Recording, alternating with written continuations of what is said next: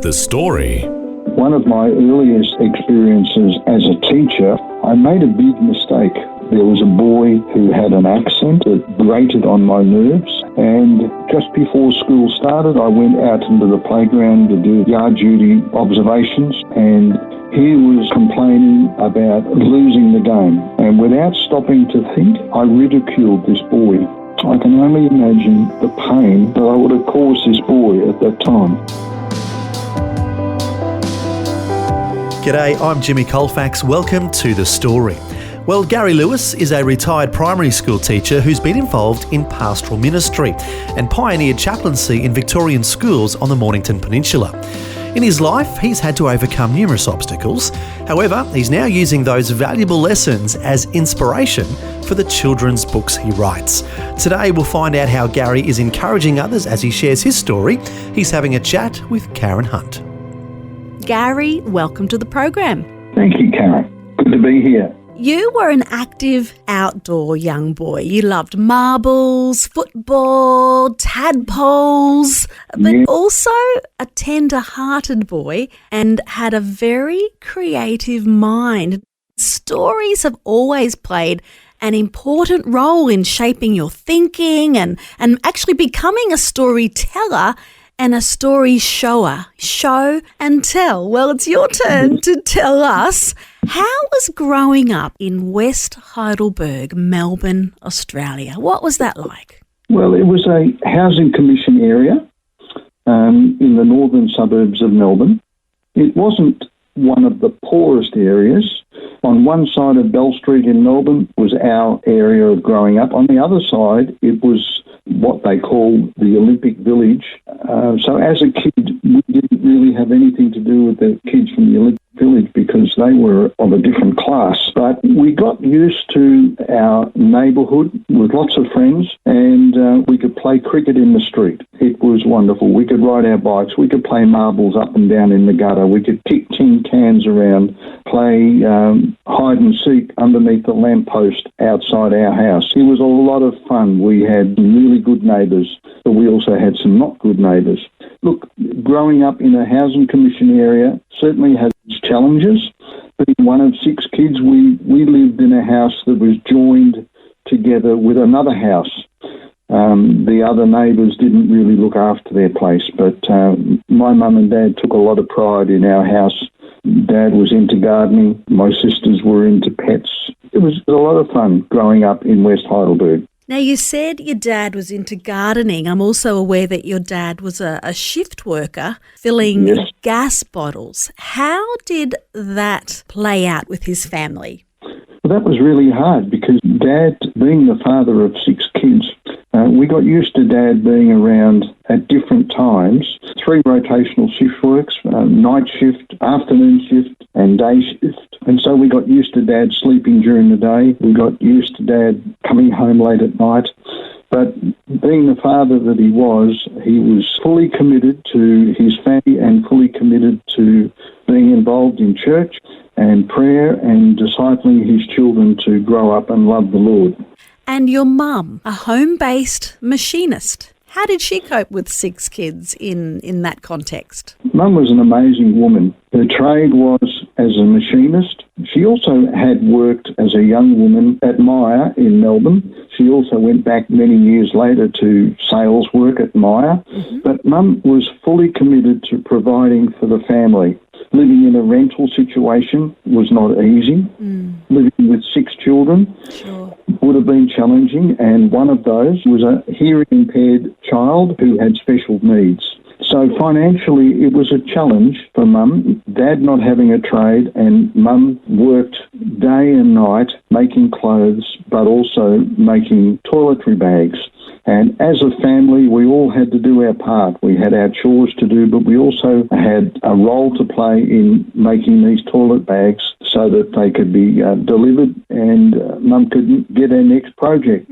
Did she have support from other family members? Were there grandparents or aunties and uncles? Well, there was no grandfathers on either side. I never knew the love of a grandfather. I had 2 nanas, one of whom was an alcoholic. and the other one a single lady, and she was a widow. She didn't have a place of her home particularly, so quite often my mother's mother would come and stay for, I don't know, in the mind of a young boy, it could have been a week, it could have been a month. But even that challenged the family because somebody was displaced out of their bed while Nana slept in their bed. So as far as support from extended family, no, there wasn't. Mum and Dad did an amazing job. So 6 kids. You were the 4th child, is that right? That's correct. 2 older sisters and an older brother, 2.5 years older than me. And when I was about 4.5, Mum had another son, and she had contracted rubella during her pregnancy. And as a result, it was discovered sometime later that my new brother had been born deaf.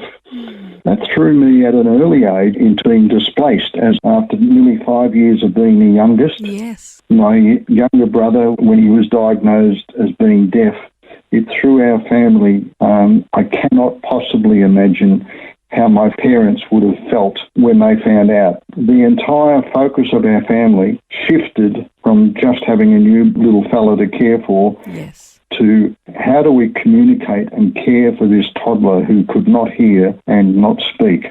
Yes. I think looking back, my mother never got over that. I don't know whether she felt guilty or she just wasn't able to forgive herself for having a child that was hearing impaired. But it certainly was a challenge. And then about 4 years later, Mum had another son. So here I was, squished as it was in the middle of 6 children and a special needs child. I was actually just thinking, in a sense, you were a middle child. How do you figure that? You were the middle one. There's a big gap from your older siblings to yourself, and then quite a gap then to the younger ones. And I imagine, did the younger boys build a buddyship together? Were you a part of that? Or Karen, I've come to the point of realising that there was a huge gap between my older brother and I. The first 3 were fairly close together.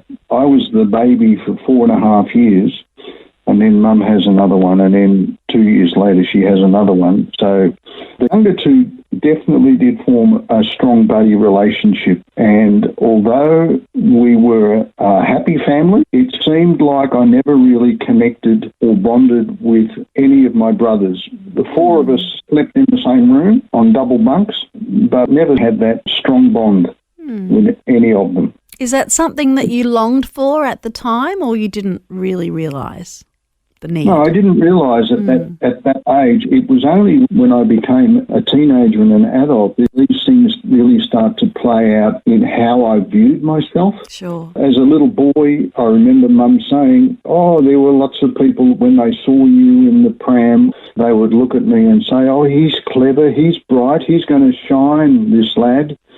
And when you're told that as a little boy, you grow up thinking, yes, I do want to be accepted. I want to be accepted for who I am, not for what I do. But Yes.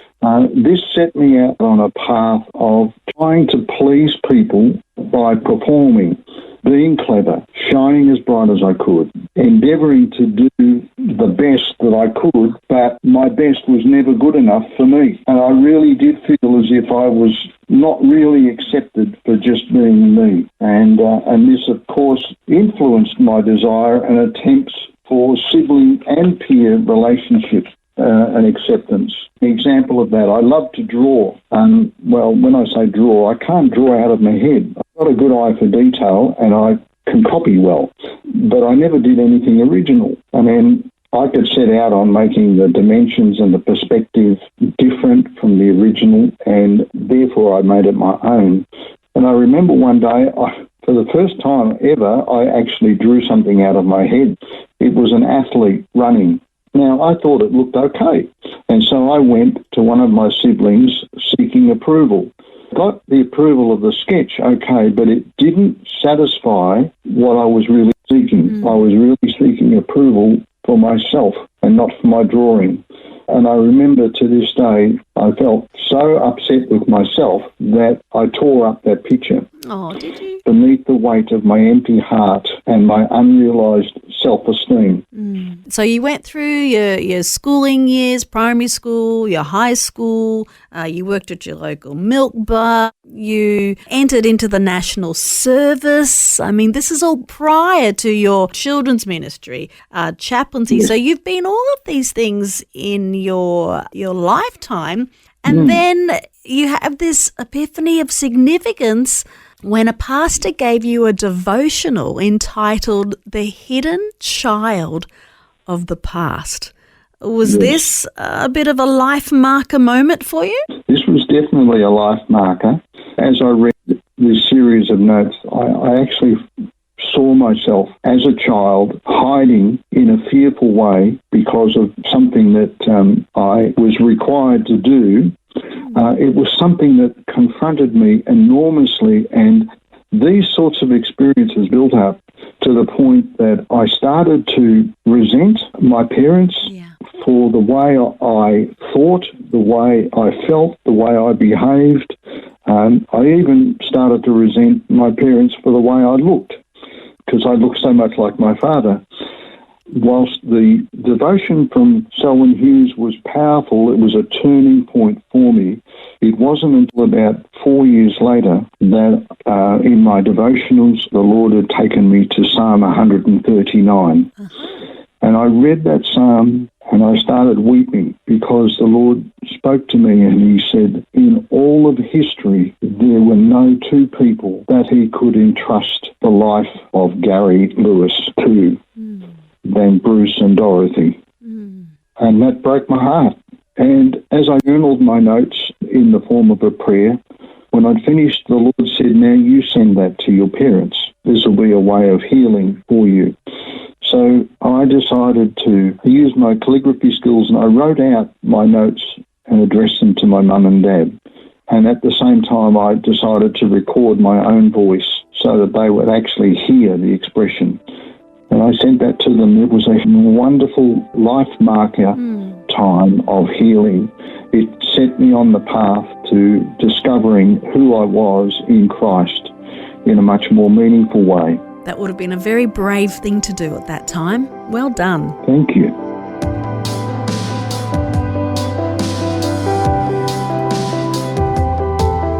You're listening to The Story. Today, Karen Hunt is chatting with children's book author Gary Lewis, who's sharing his life journey. Gary is a retired primary school teacher and continues to mentor young people and provides them resources through his writing. Some of the main themes he focuses on are value, acceptance and belonging. We'll hear more of Gary's story when we return.